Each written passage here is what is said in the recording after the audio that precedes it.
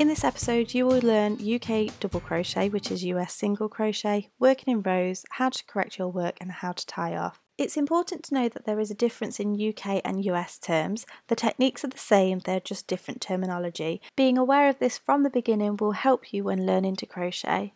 We're going to start off by creating a slip knot. We went through this in the last video, so please feel free to go back to that if you want this in a little bit more detail, but I will go through it now again. You're going to wrap the yarn around your finger and create an X and pinch that in between your finger and thumb.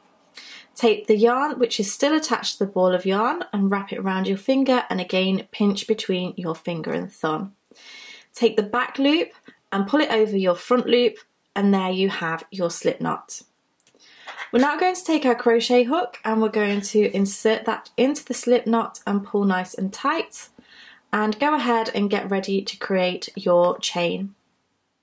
So we're going to create a chain of 11 for our foundation chain, and then we're going to build our stitches on top of there.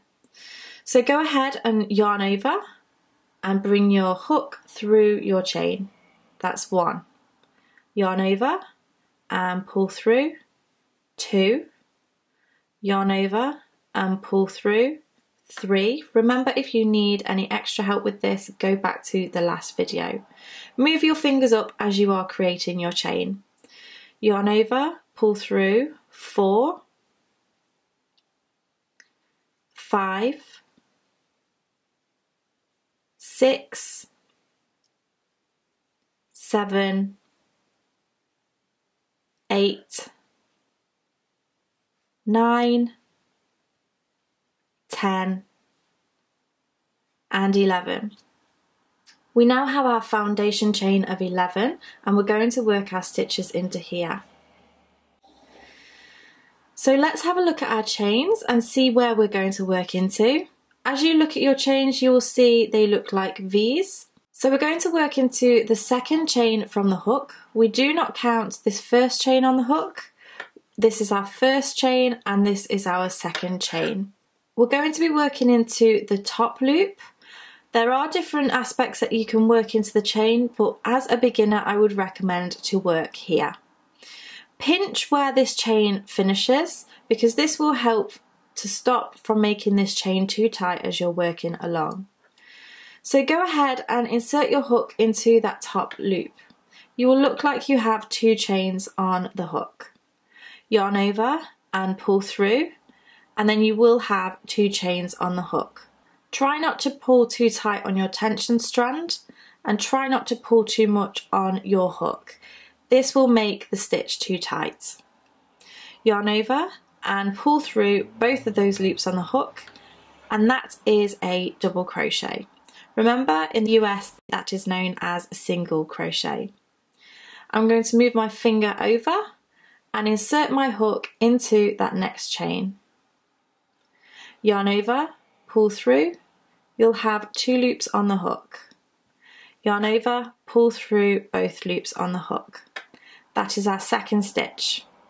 Move your finger along, insert your hook into that chain, yarn over, pull through, you'll have 2 loops on the hook. Yarn over, pull through both loops on the hook. That's our third stitch. Move over once more, insert your hook, yarn over, pull through, you'll have 2 loops on the hook, and yarn over, pull through both loops on the hook. We now have 4 stitches, and we're going to do the same all the way until the end of our chain, and we will end up with 10 double crochets.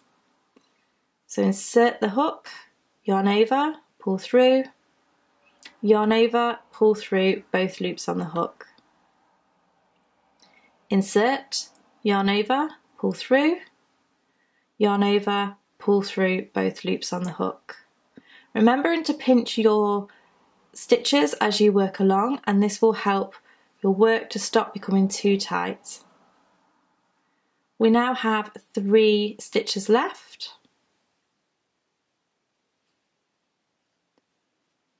1,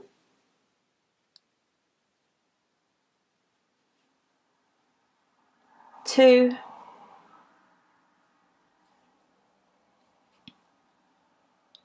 and 3.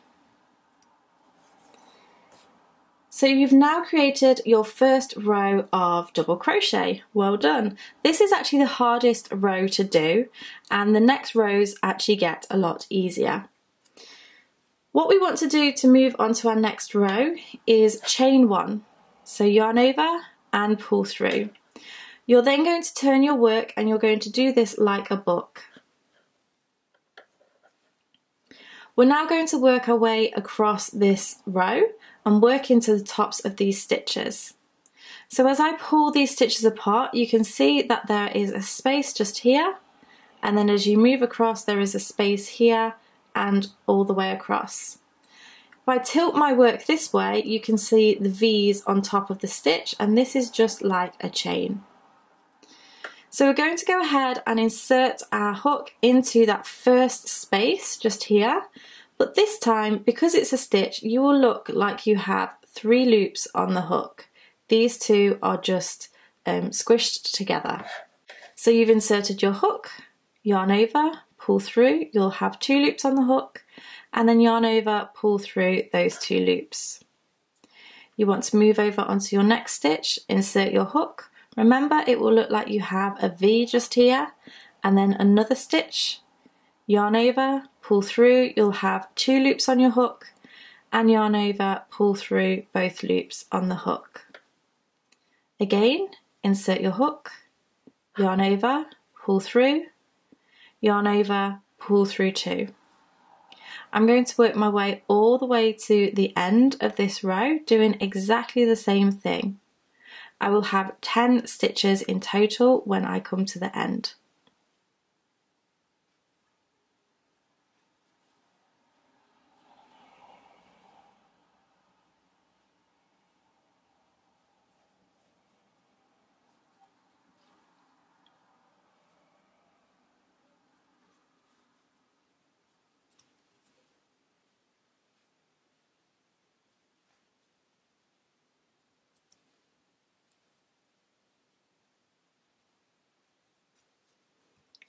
I have just done 9 stitches and my 10th stitch is going to be in the end here. This stitch can look slightly different to the rest of them, so you just want to find where the end is. I've inserted my hook and I can see that V shape on my hook just here. Yarn over, pull through, 2 loops on the hook, and yarn over, pull through. You have now just done your second row of double crochet. So next we move on to our row 3, and it's exactly the same thing. Yarn over, pull through, turn your work like a book. You're going to insert your hook into the first chain, yarn over, pull through, you'll have 2 loops on the hook, and yarn over, pull through both loops on the hook. You're going to repeat the same thing that you have been doing all the way along. Sometimes you might make a mistake, and this is okay, it can be easily undone. The way that you do this is by removing your hook from the work. So I'm going to remove my hook here and I'm going to pull on this yarn. You can see that this just takes the stitches back out. Once you get back to a stitch, you will see that you're left with a loop sticking out like this. You just insert your hook into that loop and then start again.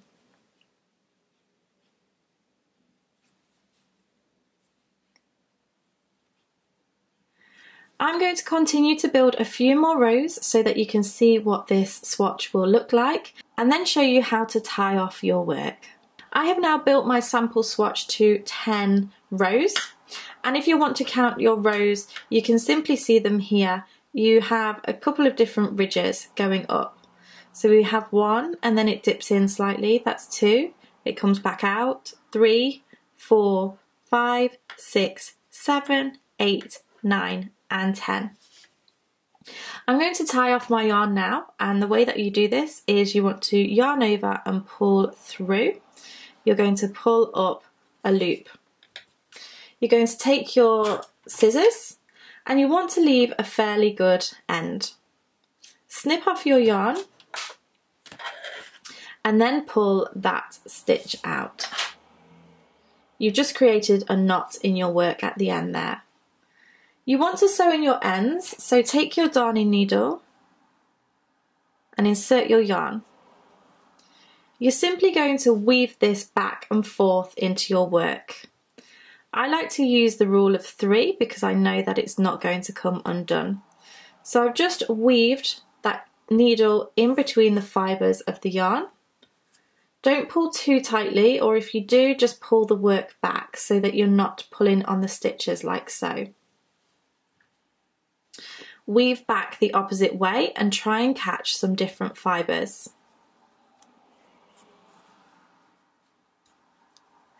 And then you're just going to do that once more and weave back the opposite way.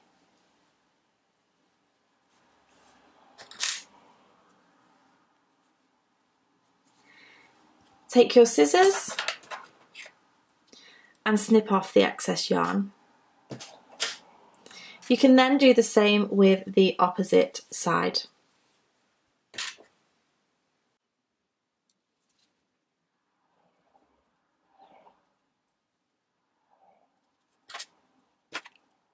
So there you have your double crochet or single crochet if you are in the US. I would highly recommend that you practice this stitch over and over until you become comfortable with it. Then we can introduce more stitches, which I will be introducing in the next few videos. Up next will be the treble crochet, which is a UK term. In the US, this is known as a double crochet. So make sure to check back and follow that tutorial once you feel ready.